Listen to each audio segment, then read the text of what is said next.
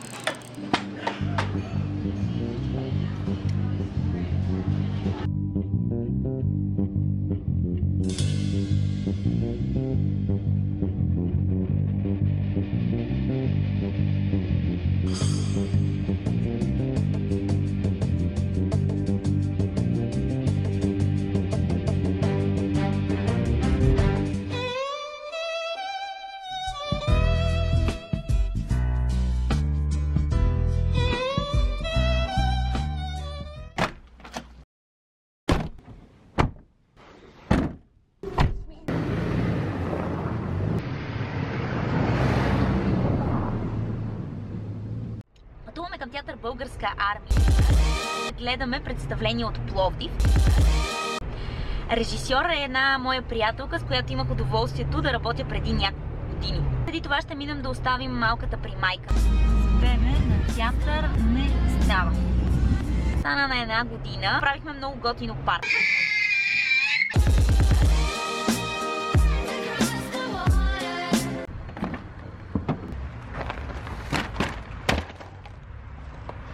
Сега е моментът да разбера, че съм забравила супер важното нещо.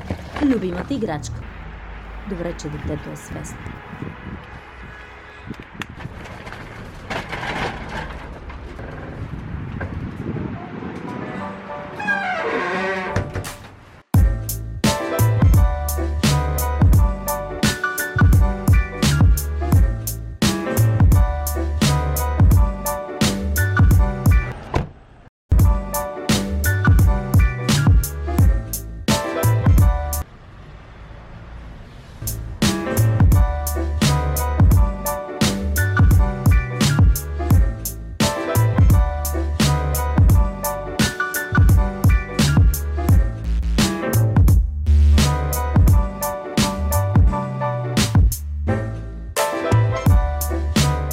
Защо пиесата Майка от Горки днес?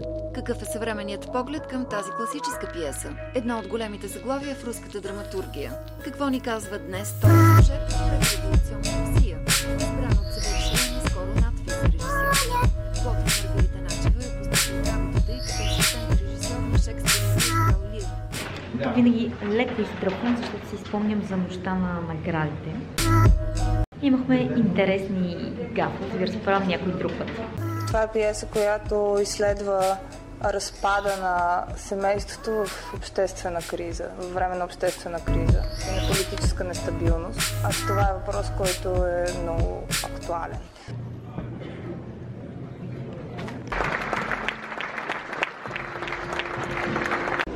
Много ми хареса, много въздействаща актьорска игра. Браво!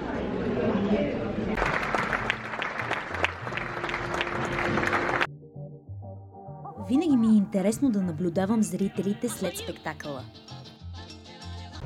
Едни разпалено обсъждат, други мълчат, трети критикуват.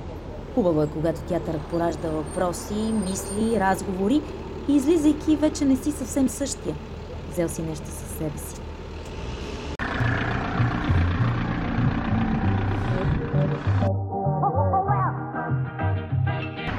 Много ми е студен.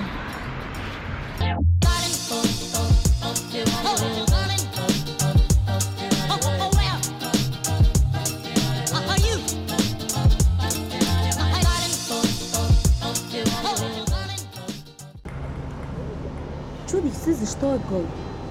Всъщност, защо по дяволите се облече?